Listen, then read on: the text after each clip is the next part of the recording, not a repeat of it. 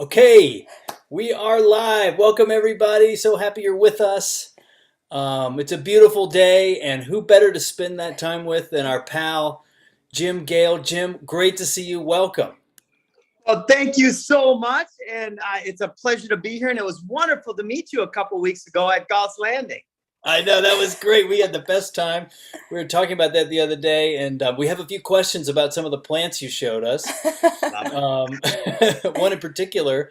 But yeah, that was amazing to meet you there and to see kind of what you're about. We were able to share with our community members some of the media we took, a little video and some pictures, and it really got a lot of excitement. To kind of feel you on your land and your project and your property is really pretty special. So that was very cool. Yeah. Yeah, it was That one of was those wonderful. days. It was like one of those synchronicities, Like a friend of ours is looking at guests for our bright future, and she said, "What about Jim Gale?" We're like, "Oh, he's doing exactly what we are really like excited about." And then we happened to be in Florida, like an hour away from you, and so we got to come and see you. And I mean, guys, this was like Jim is creating a community there, and it's everything that Steven and I are all pumped up about. It's like community, fresh, thriving food, like greenery everywhere. Sophia picking giant leaves of chard, freedom Yeah. and resiliency. And Jim, like, we'll talk about you more. We talked about you in our write up for this, but also just your passion for Yeah. and your clarity and your ability to achieve change felt like so palpable. We just left completely full and pumped up. So Oh, that's so beautiful. Well, that's my intent. That's my goal. And that's what brings me the most joy is to inspire and empower. Right. And yeah, so I just appreciate everything you all are doing. And I want to, any way I can help, please let me know. I'm all here for that. Awesome. Well, we have our group is really focused on topics like sovereignty, resiliency, growing your own food, permaculture, all the things that you're about. So we want to do a little background, but then kind of get into that really deep so our friends can get a lot out of this. So I guess just to start us off, tell us a little bit about kind of your background, but specifically through the lens of like, where did your love for nature really begin? Was that showing up for you early as like a young boy? Tell us about that. Yes, since I was a baby, I've always loved nature. I loved being outside. In fact, they called me Nature Boy growing up. My friends in sixth, seventh, eighth grade, Tony and Doug and Ricky, they teased me because I was always running around after frogs and picking up worms, and anything to do with playing with nature or animals was where I wanted to be.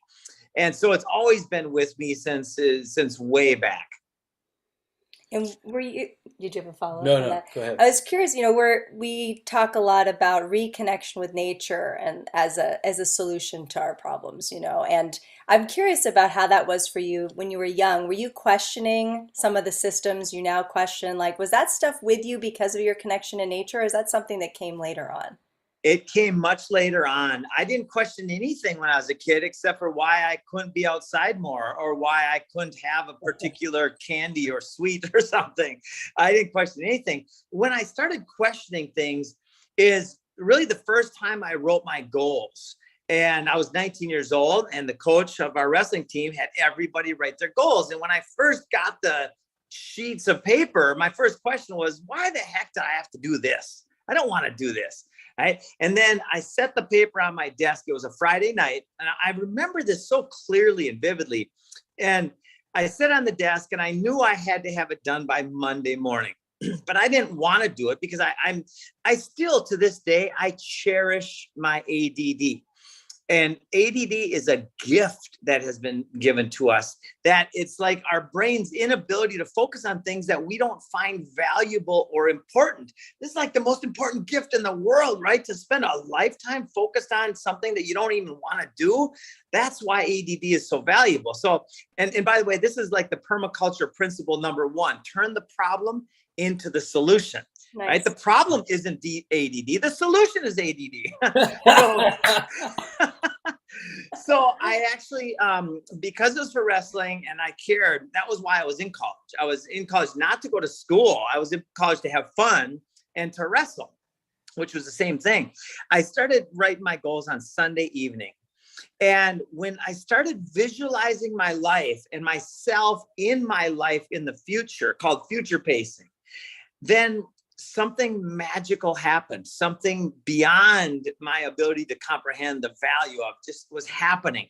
In fact, when I handed my coach my goals on Monday morning at practice, he said, "Jim, these goals are kind of lofty, don't you think?" And he sat back in his chair and he smiled with his arms crossed. And I knew what that meant, right? Everybody kind of does. And I just smiled because it was too late.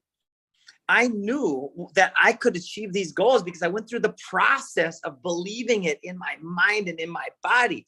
So I wrote that I wanted to be a 4-time All-American and national champion. Well, the previous 2 years I sucked, right? I had the biggest loss ever in state, and it was just a mess. And so when he saw those, he explained that goals are something you can achieve. Well, I think it was Napoleon Hill who said, whatever the mind of man or woman can conceive and believe, it can achieve. Those sound like fancy poetry, but they're much more than that. They are the truth of humanity. They're truth about what we can do in life. So I started playing with that truth. And then 4 years later, I achieved all the goals and was inducted in the National Hall of Fame. Not because I was the best wrestler in the room at the time. I was one of the worst. It's because I started creating a compelling future, which is what our whole business is all about. So you became an All-American wrestler.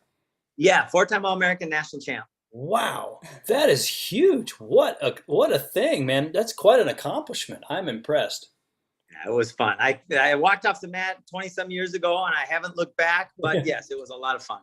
But this taught you a lot about goal setting as a kind of a it sounds like this framework of kind of visualizing, writing things down is something you've maintained. Is that true? How do you employ this today?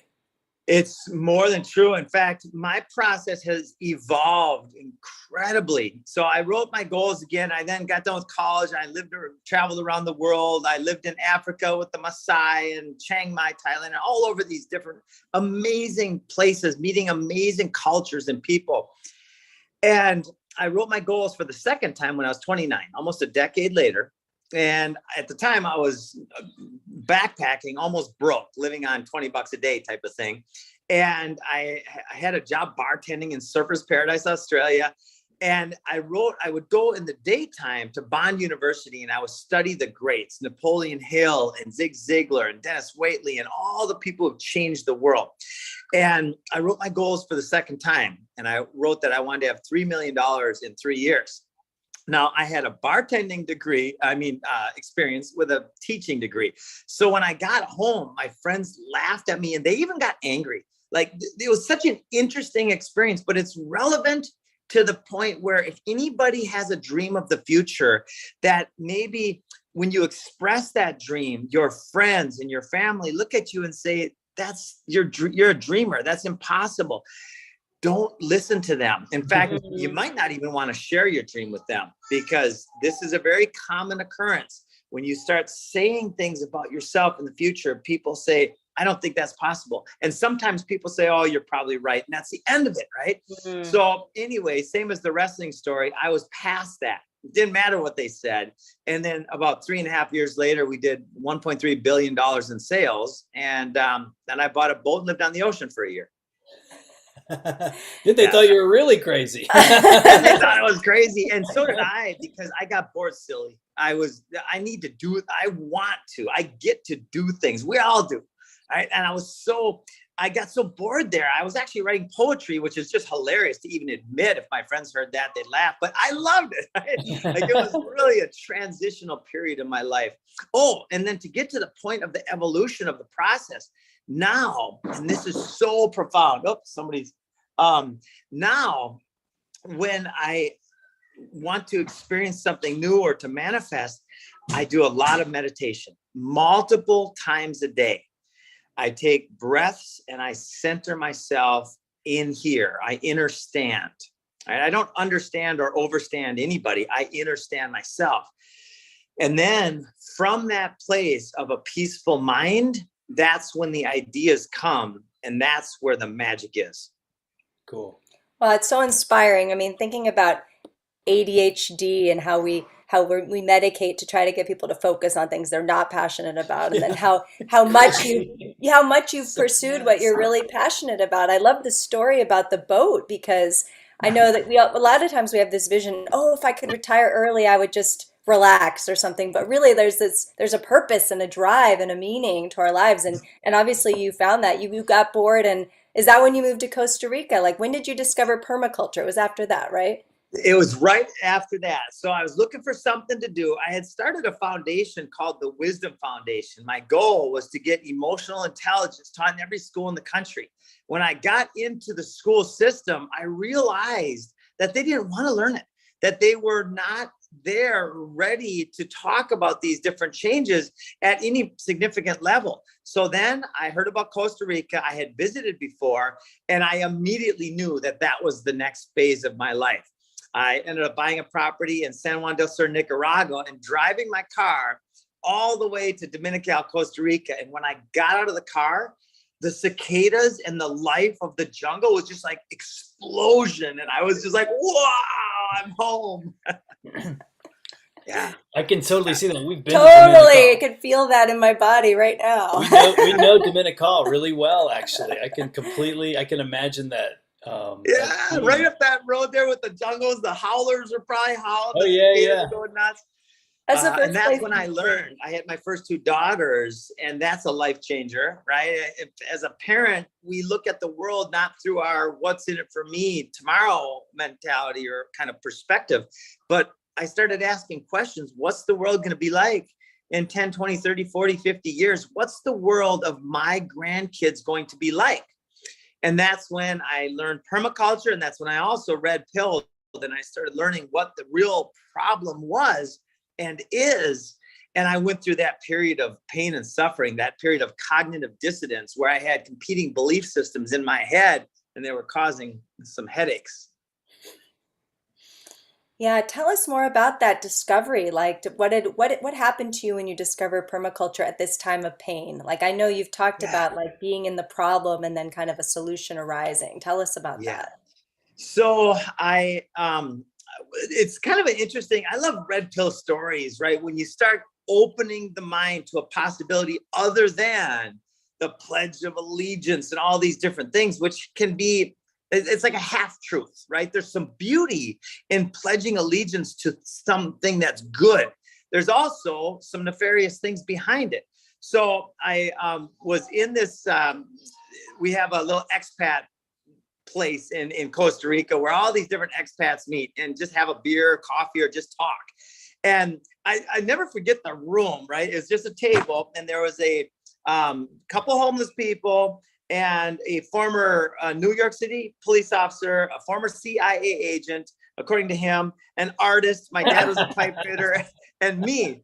And the guys at the end of the table were saying, Jim, 9/11 was an inside job. And I said, oh, you're freaking crazy. I said, there's no way. And here's why there's no way. Because that many people could not be involved in something so destructive. And they kept pushing me and pushing me and pushing me. And I committed to watching Zeitgeist. Oh, that's our red pill documentary too. Yeah, totally. Wow. Isn't that amazing? And the world made sense again. Yeah. Like now I get the wars, I get the fiat currency, I get the fraud and all these different structures and industries in our society. I was like, holy cow, that's it. And then I became that guy where people would call me up, say, hey, Jim, I'd like you to come to my party, but I don't want you talking about that stuff. I could not talk about it because it was the most relevant and important thing in the world to learn that govern mente literally means control the mind. And boom, I'm like, oh my gosh. And then you look at the different systems and forms of govern mente. It's pervasive. It's all throughout our society, these layers. And then you go, how could these things happen? Well, you step back from it and say, well, of course, because the people who have always been the slave masters, and Goethe said, none are more hopelessly enslaved than those who falsely believe they are free. So when you look back and you see that the energy that these slave masters have used over time, their only job is to control the mind of the slaves. And so they have huge forums. They even have names for all these forums. And we look at these forums and say, oh, these guys are helping us out. No, they're not. Their job is to control. They've made billions and billions of dollars over the last little bit, while most people have lost. And so yeah, I went through that whole process. And at the same time, I learned permaculture, which is the science of regenerative, sustainable agriculture. This idea of sustainable isn't even, that's just a buzzword. We're talking about radical abundance that will be had by all. And we're a big part. All of us here are a big part of helping that come to fruition in our world. Yeah, what I really like about you, Jim, many things. I mean, certainly your energy, but I also love how you've blended permaculture with being very prosperous and abundant. I think that's really important, because I think, Yeah, like my red pill moment, our red pill moment was very similar. very much. And then you start looking at the world like, okay, what can I do about this? And then you start looking at all the ways that your life is tethered to this old system, and then you start wanting to break free. And a lot of people end up with like, oh, okay, I got to grow my own food. I got to, so can I get a handle on my water? Can I get a handle on my energy? And like, it ends up being like a permaculture revolution. Like, there's a guy that I follow on the West Coast who's a big permaculture teacher, and he said in the last 2 years his business has quadrupled because there's so much interest in it, given what's happening in the world. So, like, you strike me as the kind of guy who, when he learns something like permaculture, you go in and like immerse yourself. Is that true? Like, what was your first experiences with it? I imagine, I guess there's various ways you could do it, but how did you begin to like understand this amazing possibility of permaculture? Oh, I love your language there. So there's several things that come up as I process that question. One is this idea of allowing the mind to relax, to be silent. And permaculture is an energy science, right? It's a science. The word sustainable means a system that creates more energy than it takes to build and maintain, right? So when you look at a natural system, a system like a food forest, for example, it is massively, in fact, it is infinitely abundant. An apple tree takes up, let's call it, let's take a big apple tree, and let's say it has a footprint on the ground of 100 square feet. When you put a guild around that food forest, and a guild is a community of plants that benefit each other. Now you've just taken 100 square foot of lawn off of your maintenance checklist. The way to get the best yield on an apple tree or a peach tree is to maybe prune it once or twice a year. And that might take 30 minutes to an hour. How much are you going to mow that lawn? If you live in Florida, you're going to be mowing that every 2 weeks. Yeah. Now you look at what can come from that one apple tree along with the guild, the ROI. And this is speaking to this strategy, right? So to take permaculture, which it's not hypothetical anymore. It's been, everything I'm talking about has been demonstrated all over the world in zones from Alaska and Minnesota to Hawaii and Costa Rica and Florida, right? And there's so much BS, belief systems, bad science, and bullshit around growing food. And again, to step back and say, why? Why is that? Well, to look at the real reason why, it's governmente. It's Henry Kissinger back 50 years ago sharing his whole strategy with the world. He said, if you want to control nations, control oil. If you want to control people, control food. And this guy was the head of the Council of Foreign Relations. He's part of the same families that have controlled the world for centuries. And he's met with every US president. His strategy has led to basically a couple corporations controlling the whole global food supply.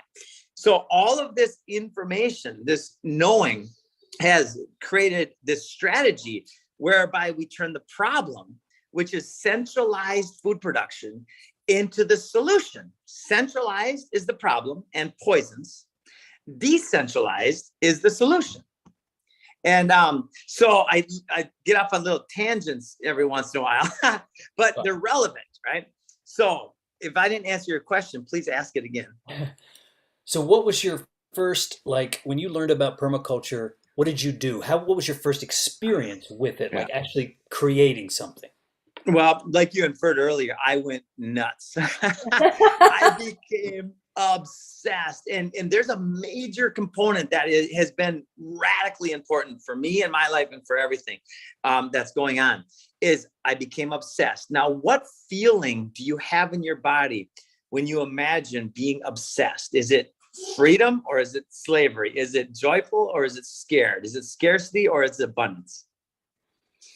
Yeah, the positive. It I get does. I'm really I'm I similar. feel energized, Yeah. actually, Yeah, like you can feel enthusiastic, my energy. optimistic. I love that. So for me, when I was obsessed for the first 14 years of my obsession, it was based in a little bit of scarcity, a little bit of fear that I didn't have a solution. About 1 year ago, and I remember the exact step I took. I let go of the scarcity and the fear, and I tweaked the word to joyfully obsessed. And that tweak, that energetic experience, and Tesla said, if you want to find the secrets of the universe, think in terms of energy, frequency, and vibration. Now, I'm going to change that by one word: feel, in terms of energy, frequency, and vibration. And when we feel or experience in terms of the foundation of life, which is this energy, force field, God, source, whatever you call it, then we can start getting downloads from somewhere magical. Like, where do good ideas come from? Well, I don't know, but I love them. And the only way I can have a good idea is when my mind is relaxed. So let's imagine this is a thought and this is a thought. When the thoughts are in your head and there's no space, there's no good ideas. And what creates that? Concern and worry and fear. Take a deep breath, meditate many, many times a day, even just for 5 or 6 breaths, and let the energy and the ideas come in. And then boom, that's how we change the world, starting when we align our hearts and our minds with faith and courage.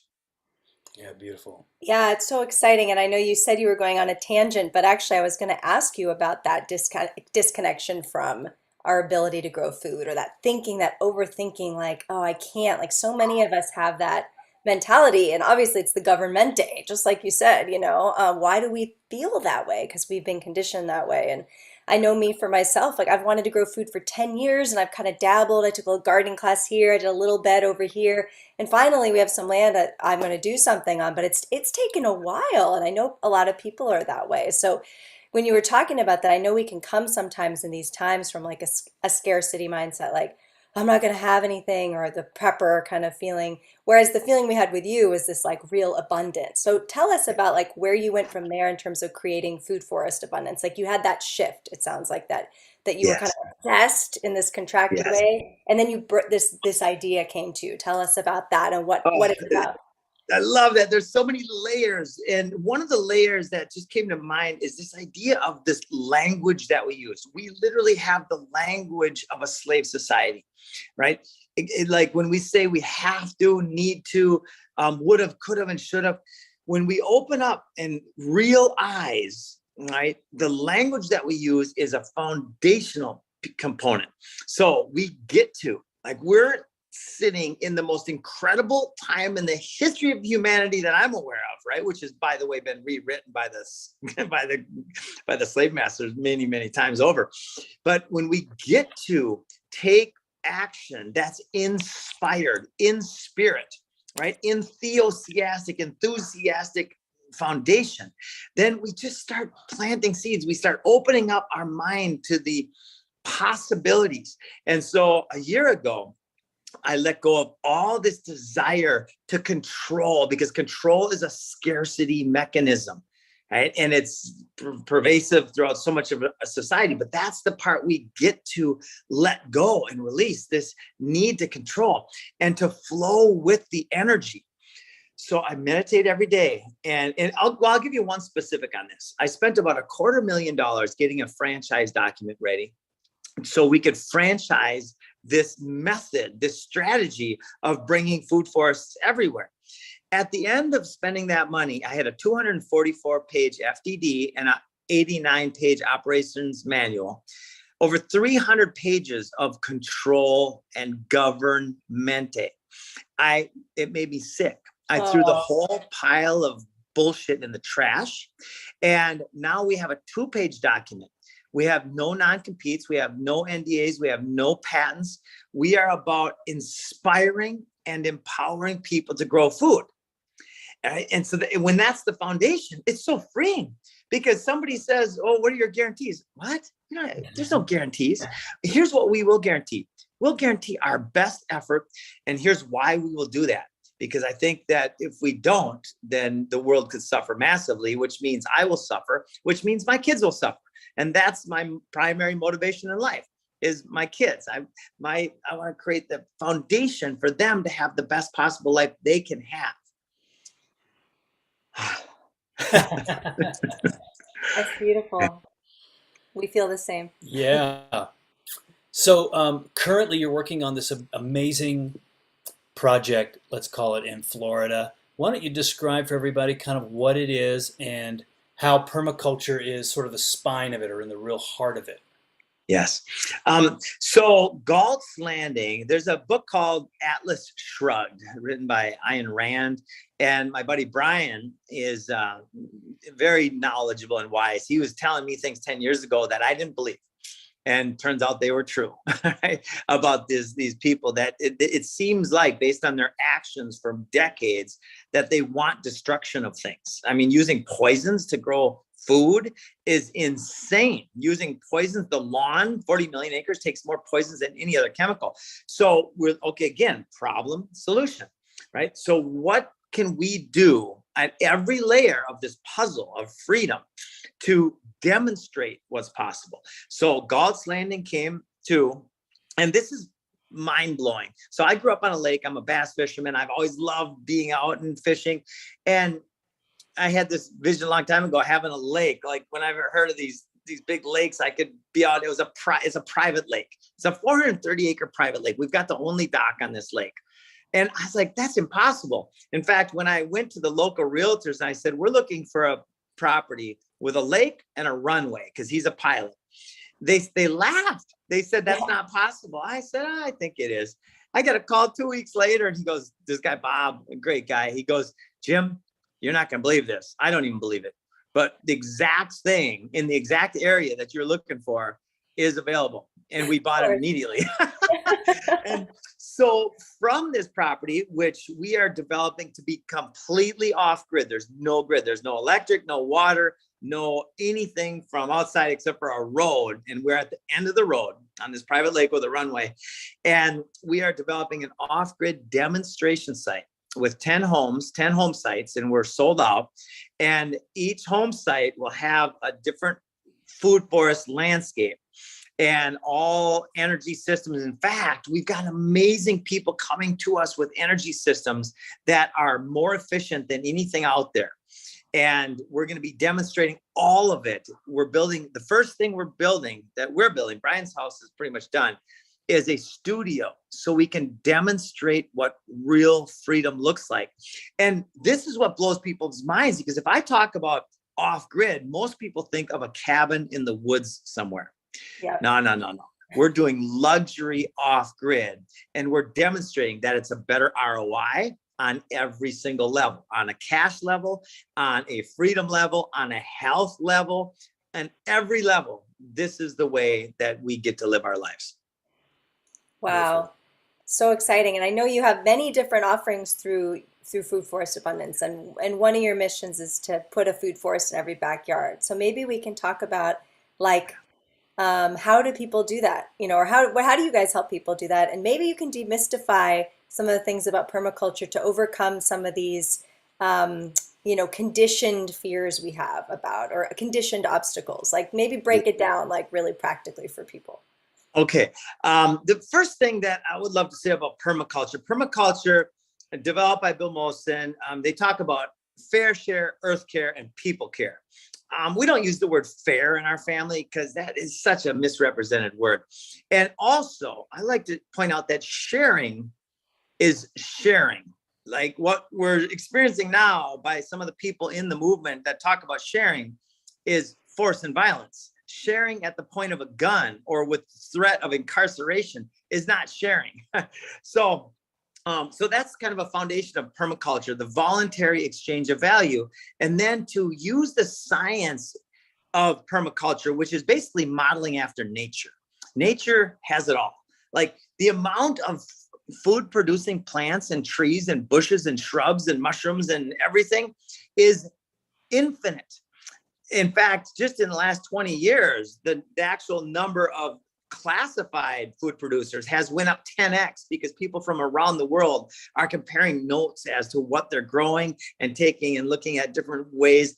And every time two plants get together, it's almost like people, where the next product is a little different. So what people have been led to believe is that growing food is either hard or it's going to create some type of problems. That's a lie, my friends. If you take the forest down the street from your house or in your backyard, if you live where there's a forest, who manages that forest? Nobody. Nature, God, source. The forest itself manages the forest. And so when a permaculture system, we build in diversity. Right? The problem is monocultures and monocrops. The solution, and poisons. The solution is diversity in the zone that you are in. So like I've got a friend in northern Minnesota, Chad Johnson. He's got over 300 different species of edible and medicinal plants growing on his property. He started designing 5-6 years ago. And now he's got such an epic and expansive food forest that he calculates tens of thousands of plants have been planted by the wind and the water and the animals that have come into his system and went back out into the forest and planted seeds. So if you think about how epic that is, every food forest becomes a seed, a nursery for the expansion of life in the area that that food forest resides. The amount of energy that it has taken to kill the earth to the degree that we've killed it is epic. In 2 years, a stupid idea has radically changed the world. Well, imagine what can happen when a good idea, the idea of local regenerative landscape, takes off, and it will. And that's our mission, is to catalyze a shift in consciousness that leads to mass adoption of this most logical and loving thing. And that's to turn 50% of these lawns, which is the most destructive crop on the planet, into regenerative agriculture that takes less maintenance than a lawn. I have a follow-up. Yeah, go ahead. Knowing that you're really good at achieving your goals, Jim, and that were from the beginning when you were setting bold goals that you saw yourself achieving, I'm curious, like, how do you do it? Like, how do you do that? Like, I guess, there is just magic in a good idea taking off, but addressing these kind of like that conditioning and that like the enslavement of man that you're talking about. I mean, what a great project for you is to apply something that's like such an obvious, beautiful solution to this. But how do you see that? Like, how do you see, what are the strategies to kind of overcoming the hurdles of where men are now with this? There's one core strategy, and that's meditation. I also would like to chat about the failures. I went from broke to $20 million to negative $80,000 a year ago. And now millions have come in again. And it's the failures, it's the problems that have been the best gifts of my life. When I can step back from the problem and look at it from a second or third position, which means first position is in my body looking out, right? That's where I want to live most of the time, unless I want to observe a problem that I'm experiencing in a different way. Then I will imagine myself up here looking back at myself. If I'm communicating with another person, I will imagine myself in third position, looking at and observing the communication and looking at myself and asking questions. Where is your blockage, Jim? Because everything we see around us is a mirror to reflect our situation, our energy, and our belief systems, our BS, sometimes our bad science. So to step back from all of that and say, thank you for the problem. And some of these, like, I look back and I'm like, how could that person have done that? This one guy, I later did a background check, found out he was a felon, multiple time criminal, and third time BK, right? So, but yet without him in my life, I would not be where I am. So I'm so thankful at that. And I imagine that this might be a divine game that we're in, right? I know one thing for certain, we are spirit. And then my next level is we are spirit playing a divine game. And the game is to manifest joy and abundance. And how do we know if we do? It's so simple. My emotions are my compass, and emotions and vibration are directly correlated. So when we can then use our emotions to find out if we're on track, we got it instantly. That's the compass that every one of us can feel into and say, oh, I don't feel good. Okay, time to go do something fun. Time to go make a list of positive aspects like Abraham Hicks teaches. Time to go make a list of visions that make you feel good. Time to go serve somebody. And then one other thing that's so relevant, John Nash, the Nash's Equilibrium. So when I first saw this show called A Beautiful Mind 20 years ago or whatever, I loved the show. I thought it was a fantastic show. I didn't get the relevance of it. And now I completely do, because it came out of Hollywood, which is the epic mind control system of the world. And the show is about John Nash, who created his equilibrium. And here's how simple this is. And a little backstory. Before him, Adam Smith was the founder of economics for 150 years. His theory was if every man or woman in an economic system does what's best for them, then it will be a strong economy. Nash added the simplest thing.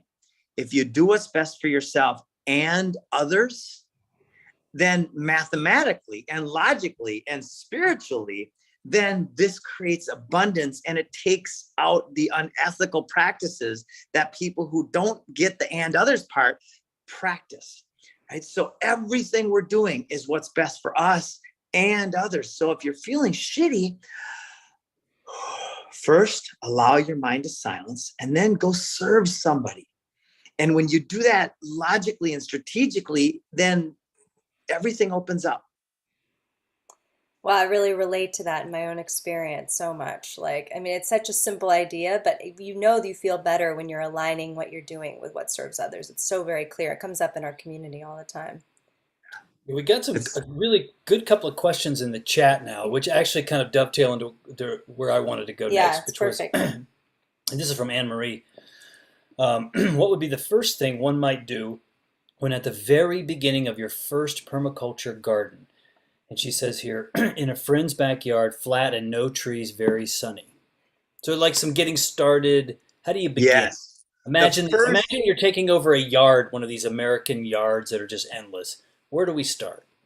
Well, the first thing to do is, there's two ways to do it. The first thing is, if you want to speed up time, is get it designed by a professional who that's what they've spent their recent life doing, is learning how to design it. If you would like to just DIY it, then start with mulch. Start with a lot of mulch. You want to make sure that the grass and or the soil is covered. In fact, you don't ever want exposed earth. Right? Earth it's like ripping off the skin and just having that exposed. It's not how it's supposed to be. There's supposed to be layers on that. And it's that between the layers is where all of the energy, the spark of life is.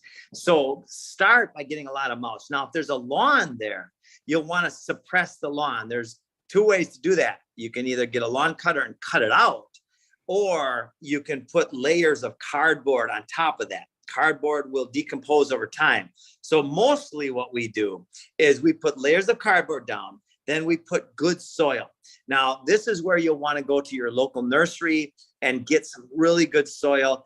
And how do you know? Well, there's going to be somebody there that you just feel will give you a straight scoop on it. And they'll tell you where the best soil is. Then you might want to add some amendments to it. Worm castings, compost tea is fantastic. And then on top of the soil, you got the mulch. And you can't really go too thick with mulch. A good 4, 5, 6 inches is perfect. And more than that's even good. And then as that breaks down, then the other thing is you're going to want to add nitrogen fixers, legumes and bioaccumulators, comfrey, and we love moringa and all of the different legumes, beans. You put that in the soil and you just let it go right back into the soil. You can harvest as many beans as you want. Let the plant and the roots do its work. And then now you're building soil.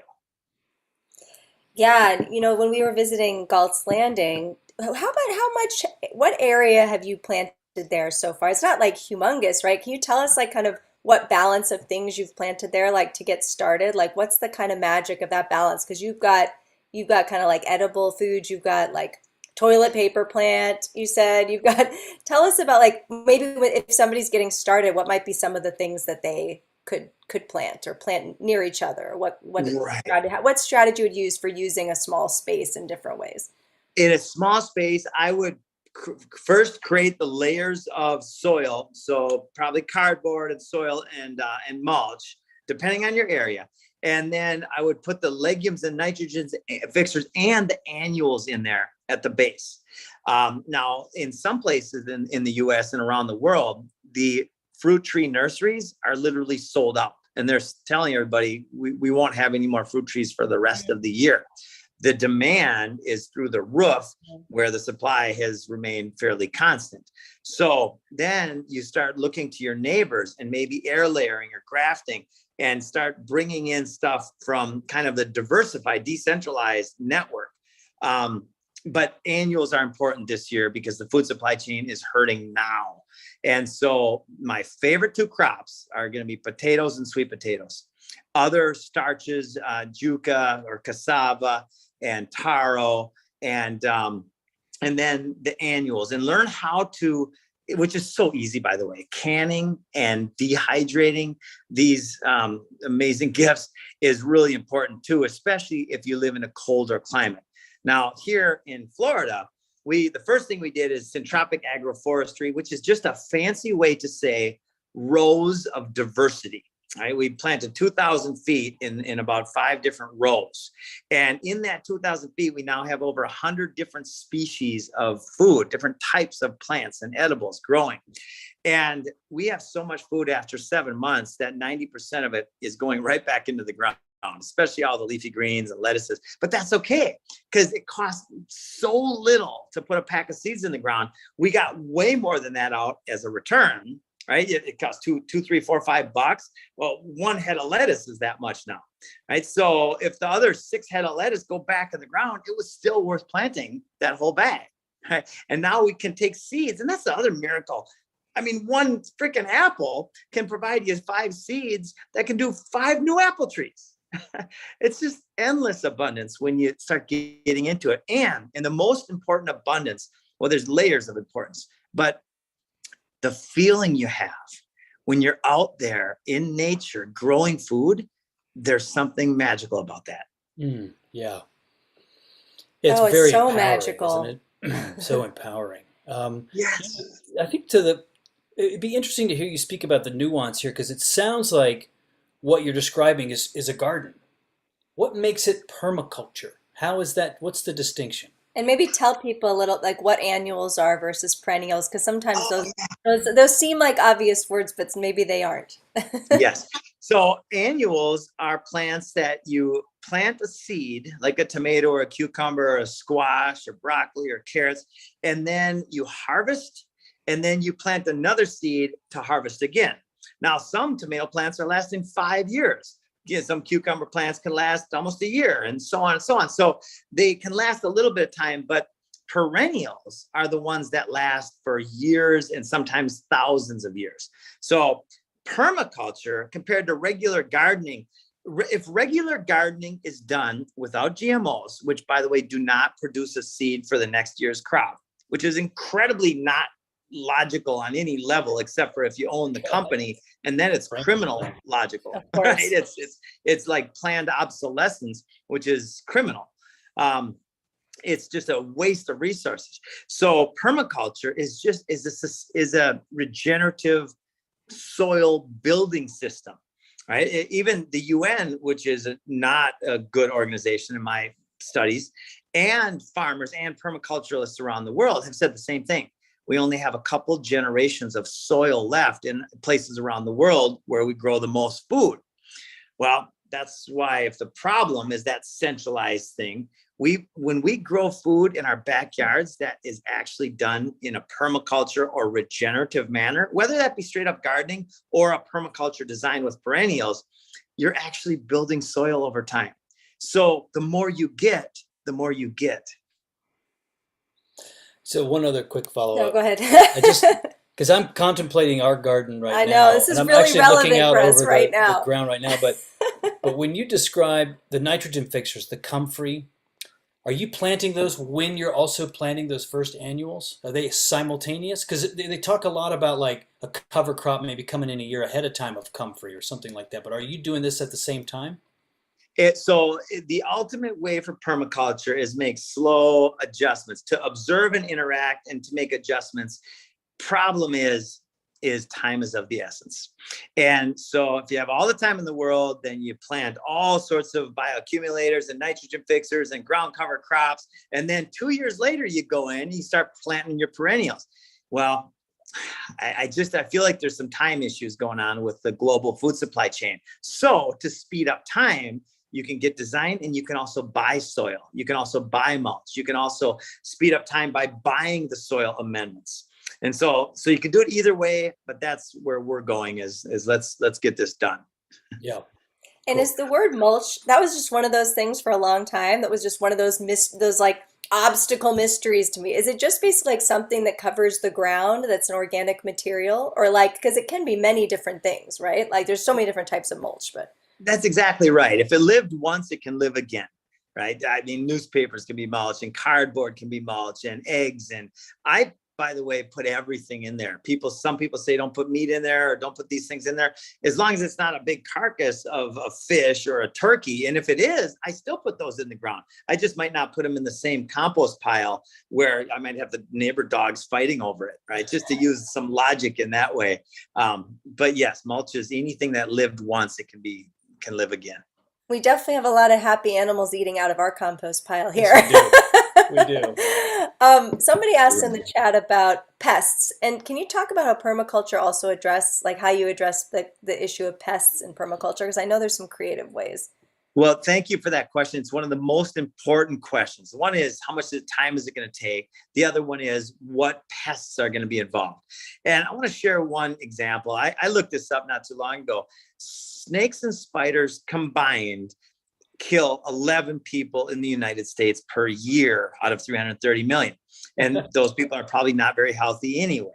I think that's 2 more than COVID, by the way. Yes, I think you're right. Oh my God. Sorry. And on the flip Talk about side, tangents. yeah, on the flip side, the poisons that are created to kill snakes and spiders kill many more people, right? So a permaculture system, the strength of the system lies in the diversity of the system. So a monoculture, like these plagues of locusts, they don't happen in a system that's diversified, because there might be one plant out of this 20 plants that particular bug eats. And that plant might get eaten, but it's not going to get eaten by a swarm or a plague. It's going to be eaten by 10 locusts or 10 armyworms or 10 beetles, right? It's the diversity that creates the strength. So for instance, we have a compost pile in our back. We live in a suburban, we're renting a house until our house at Gulch is done. And we put this compost pile in the back corner. And I've never seen a rat or a mouse or a snake back there other than one time. And we now have a resident hawk that sits right over that thing. And the only rat I've ever seen was in the talons of the hawk. So Wow. to have a healthy system, you want to invite in the diversity, which includes the apex predators, like the hawks and the foxes and these amazing creatures, which I think are so beautiful. And the same thing about insects. People are mentioning like beetles and slugs and snails and that kind of stuff. Like those are also taken care of in a permaculture system, right? Or you still out there kind of picking them off? No, I've never picked a snail or slug off anything in my life. So Bill Mollison famously quoted, "You don't have a slug problem, you have a duck deficiency." Yes. So in other words, we use nature to solve the problem. Right? You got certain issues. Okay, get this or get that. Chickens, by the way, are one of the best resources for a permaculture farm you could ever have. They have so many different layers of value. They can even heat up your greenhouse. They can provide protection against predators. They can provide, of course, the feathers, and of course the meat and the eggs. And they're friendly. They're fun. My daughter grabs the chicken. She's got a chicken in her hand the whole time she's walking around golf signing now. It's a lot of fun. Yeah, our daughter played with your chickens at Galt's just about a Yes. month ago. There was another question here. Oh, you mentioned GMOs. Talk about seeds. Like if people out there want to source seeds, what are some guidelines for that? And assuming that we don't want anything GMO related at all, but are there any outlets or places or strategies you use to get really good seeds? Yes. So a lot of folks, when we hear things like GMOs or, non-organic, a lot of times we're over worrying. If you buy a fruit tree at Home Depot or Lowe's and you raise that fruit tree without poisons, the odds are you're going to be just fine. If you buy seeds from anywhere that are normal seeds, because the people who buy the GMO seeds, they're the big farmers. Right? They don't sell GMO seeds to the local person with a backyard farm. It's the big crops. So is it better to have a fruit tree or a bush or different seeds that are sourced organically and with love and care and kindness of this whole thing? Sometimes it is. Sometimes the price is just it's a story, right? And sometimes it's an overtold and oversold story. So just use your discernment on that. We are a big fan of creating seeds and things in a way where there's never poison involved in those seeds. They've never been sprayed or plants. But in a time like this, like I said, if you buy a peach tree at the local place and it doesn't say organic, that's okay as long as you take it organic from there. Got it. Cool. That's really Good. It helpful. helps kind of like take the pressure off of Yes. trying to find the exact perfect seed from the exact perfect place. It makes it much, much easier having that perspective. Yeah. Yes. I know we have a few more questions in the chat, and we have a few more questions too, but maybe tell us about, you talked about the designs. And I know that's something you guys do. Maybe talk a little bit about kind of what a permaculture design is and how do you guys walk people through that? What's that process like? So the designers are some of my favorite people in the world. They're the people that I consider the smart people because they can sit on a desk and they can look at all the details with a fine-tooth comb. And so I look at this whole problem of slavery and freedom from a lot of different perspectives. And I like looking at it from the microscope and the telescope, right? Where are all the solutions? Well, the designers are the people who have taken the time to learn the intricate details of what plants work best together in what zone. So if somebody says, I would like a permaculture design for my yard, then one of our 42 professional designers will get in touch with that person and they will ask a bunch of details. One is, what agricultural zone are you in? That's the number one thing, because there are thousands and tens of thousands, even hundreds of thousands of plants that love that zone, whether it be Minnesota or Florida or Costa Rica, or we've got Thailand. I mean, all over the world, we're doing this. Every zone has its particular plants that thrive in that zone. Then the next question is, what are your goals? What do you want to accomplish with your food forest? Then we take a look at the actual yard, the property, the space. We Google Earth it, we get pictures and videos of it, and we do a walkthrough about what's there, and again, what the goals are for that particular space and measurements. And then we take all of that information and we put together a custom food forest landscape design. Cool. Wow, it's super exciting. And I'm sure they're beautiful. Yeah. And the prices, I mean, the amount of energy and thought through this system that goes into this, it's like $7.97. It's going to be $9.97 here in about a month because everything's going up like crazy. And these designers, that's how they make their living, is helping people create abundance. And I just love these folks for their details. Oh, I'm sure. They must, the heart and the wisdom and the experience, everything they put into it. Yeah. Well, I'd like you to kind of zoom out just a tad and talk about Galt's specifically related to your bigger vision of freedom and resiliency. Tell us all the ways that Galt's is a kind of a case study for the multitude of ways that you can break free from the system. It certainly starts with permaculture and food and an abundance of food. But what are the other ways that you're playing with this? So we have inspired and attracted world changers.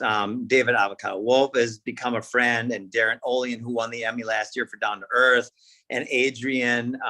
In fact, if people haven't heard this miraculous, mind-blowing story, we launched 11 months ago, and we already have a TV show done.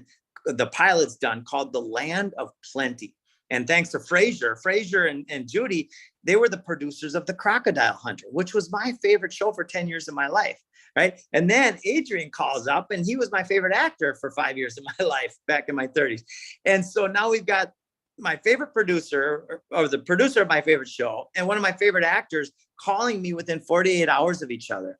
There's something magical happening. This is not, You're doing there's something no, right. yes, there's no amount of logic that can equate that stuff.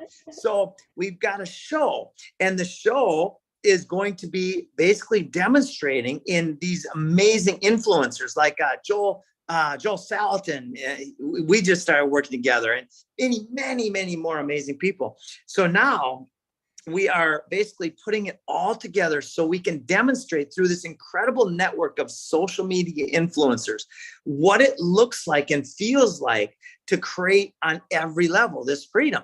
And so I'm designing my life to be that person to the best of my ability, which is the limits of my capabilities, which is, by the way, changing rapidly every day in a good way, and to help inspire more people to take that first step, to go out and just stand barefoot in your yard and just look around, just observe, just lay in your grass if you have grass. And by the way, I don't hate grass. What we get to change is the unsustainable imbalance of it all. And definitely I hate poisons. Poisons are the foundation of the problem. So Gall's Landing is going to be that on every level. We're going to demonstrate what's possible. We're doing our own wine, our own rum, our own medicines of all kinds, cannabis, kratom, you name it, things that I've never even heard of before, mushrooms, all of it. We're going to do it, and then we're going to do it on film so the world can see I can do that. Yeah, awesome. And don't you and you guys like have solar? What's your power? What's the energy plan? So we love redundancy: solar, wind, and biofuel. Yeah, have multiple sources of energy, as they say. And then water. You've got plenty of water coming down in Florida. Are you guys catching that rainwater? Or is there some other way? So we've got a 6.6 acre pond. We've got a 400 acre lake. I'm not sure if it's a logical use of our resources to catch water. However, we probably will do so specifically to demonstrate.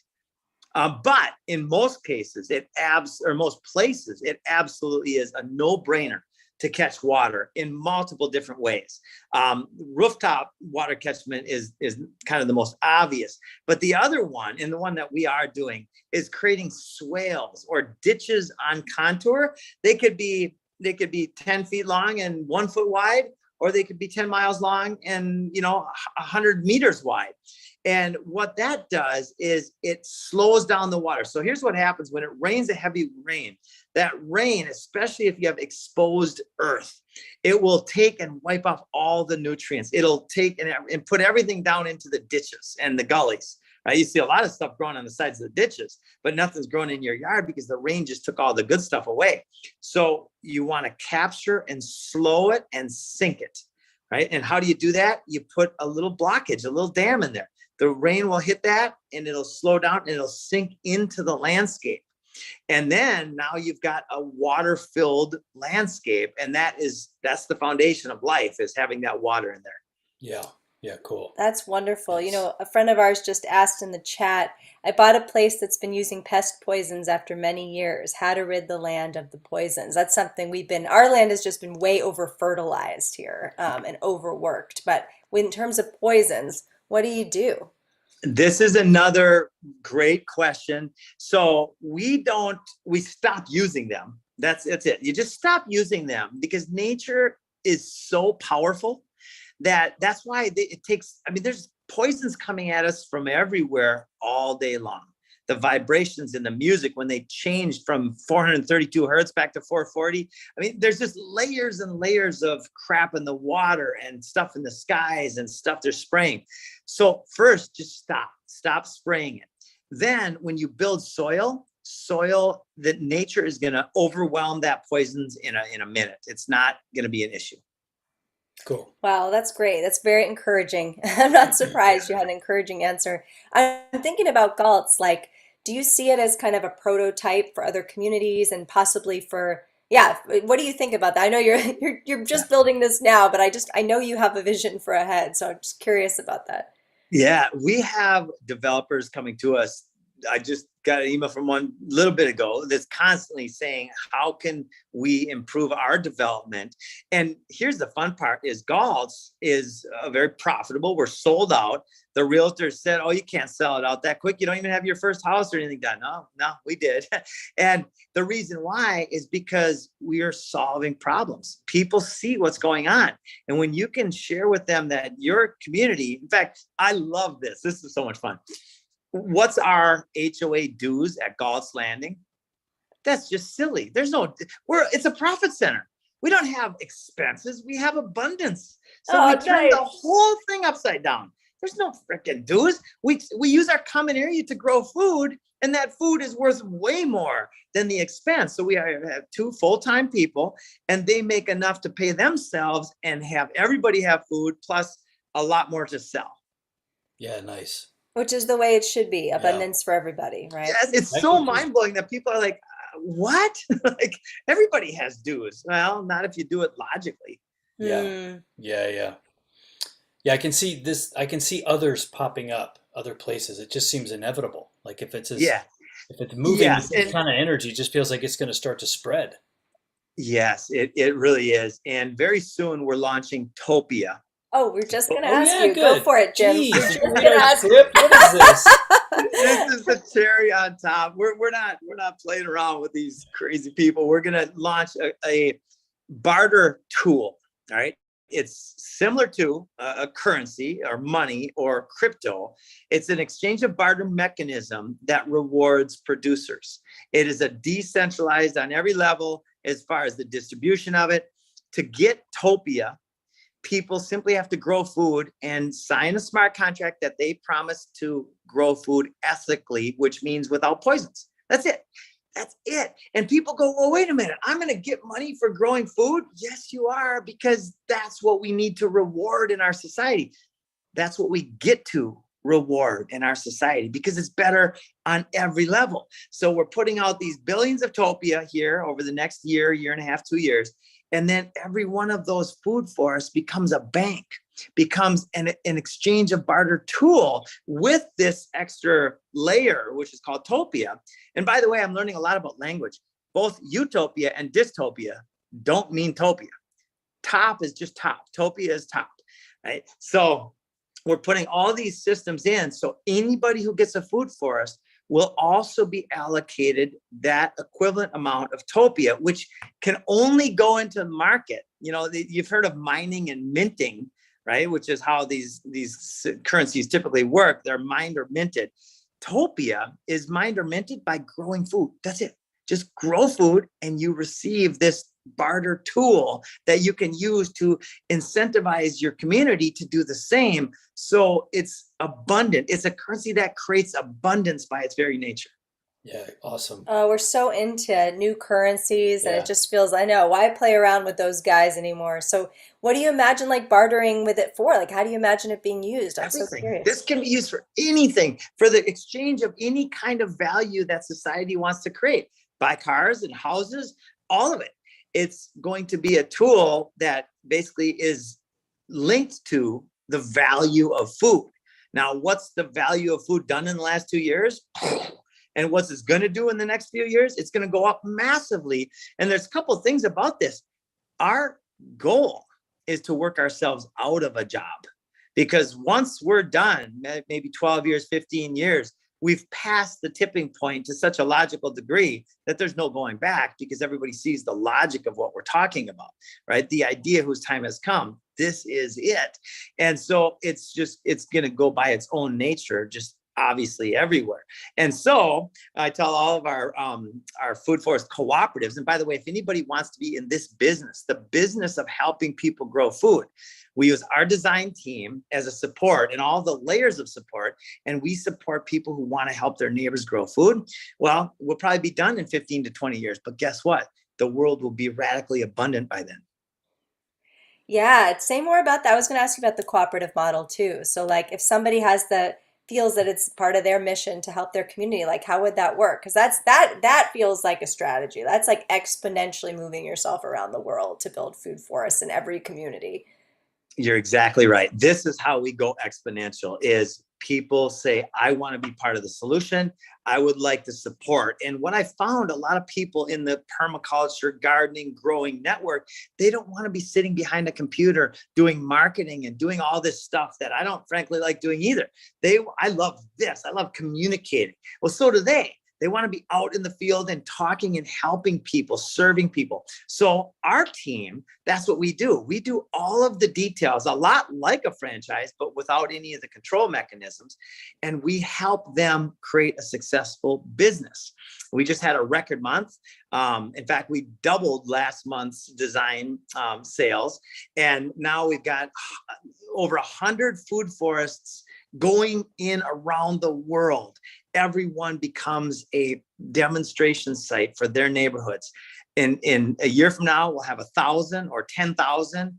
And then another thing that's very relevant is we're going for grants, and we've got investors coming in that we're looking at taking hundreds of millions of dollars of fiat, which is going down to nothing by design. All 100% of fiat currencies in the history of the world have failed.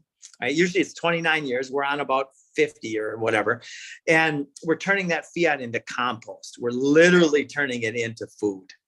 And so and how do we do that?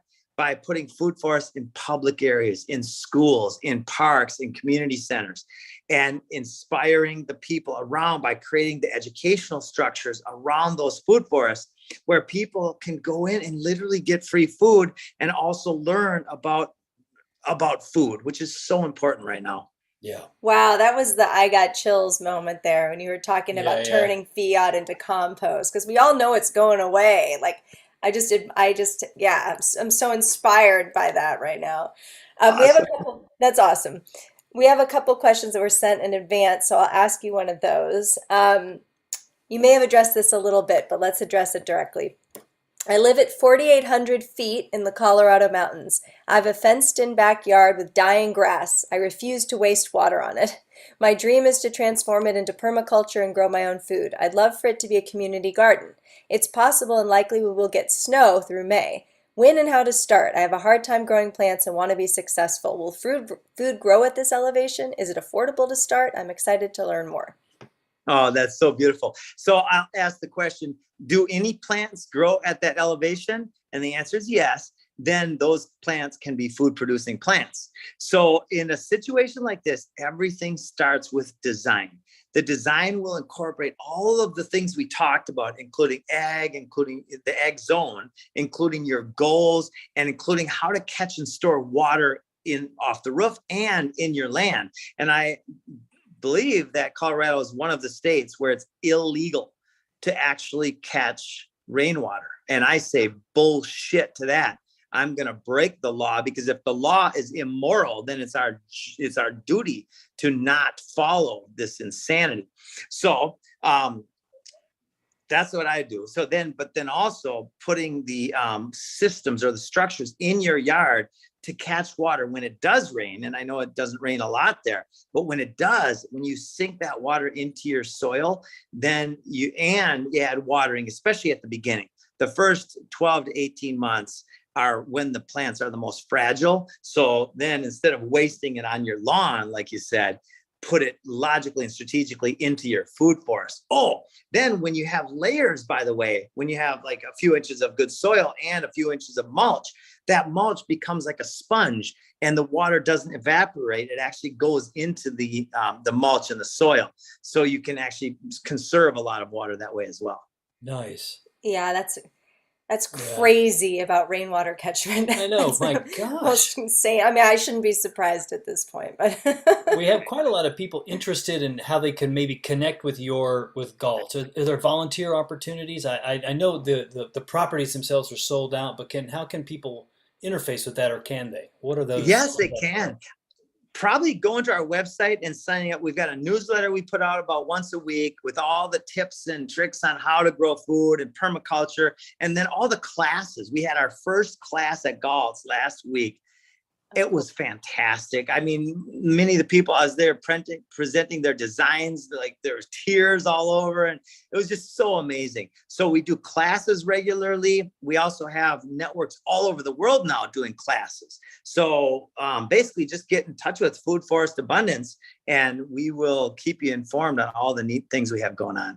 Nice. yeah, somebody asked about a good online permaculture course. Are you guys doing that? Like, do you have an online course for So permaculture? we have a bunch of, we collaborate. So our whole thing is about collaboration over competition. And so we collaborate with all sorts of people who have wonderful courses. Yeah, cool. So one specific, like, practical question from us, like, we live in a windy area. Like, we have this nice little plateau behind the house, but it gets a lot of wind. How do you interact with wind and having like a fruit and vegetable garden? So windbreaks, plants and or fencing and or some type of windbreak is going to be really helpful. My buddy has a raspberry bush and it's 8 feet tall. It's so thick. I don't know how thick it is because we had to walk around like a long way to get to the other side of it. But you can do all sorts of natural windbreaks, or you can combine them with some type of fencing. But windbreaks, I'm learning, especially here between two lakes, it's a big component of a system, is helping to stop the wind, especially in the cold times and when it's really dry. That wind will suck the moisture out of the air pretty Did quickly. you say Right. raspberry bush, Jim? What did you say? What kind of bush? A Raspberry. raspberry. Oh, So raspberry. yeah, yeah. I mean, moose won't even go through that thing. It's all thorny. Gotcha. Yeah. Well, I mean, we're sort of like reaching the end of our chat questions. This is, you may have a view on this. A friend of ours, so back to the slug question. They live in a place where they can't have ducks. What's another alternative there? Diversity. There's certain plants that a lot of animals don't like at all. Here, lemongrass and the different mint plants and other plants where they don't want that the smells and the vibration that comes off these plants don't get along with these bugs. So planting those strategically in your gardens and then having diversity is going to be the best way. Yeah, and that's just a little bit of study to figure out what those are. Yeah, or design. Yeah. Yeah, yeah, nice. Yeah, very interesting. Someone also mentioned, no, it's not illegal in Colorado to collect rainwater. So it must not be Colorado that's one of those states. But she said, collect it while you can. Yes. Glad to know that. Well, Jim, we already talked about people can connect with you. So maybe is there any message you'd want to leave that we didn't specifically cover? What would you like to leave people with before we close? I'd like to leave you with the feeling that we are on the path to creating radical abundance. The systems that have been holding us in chains and bondage for so long are failing, and we get to visualize and create and manifest an epic future, a future of abundance. So thank you all for all of your time and energy and love, and let's change the world. Nice. Yes, this time is our opportunity, huh, Jim? Thank you so much. Awesome. All right. Thank you.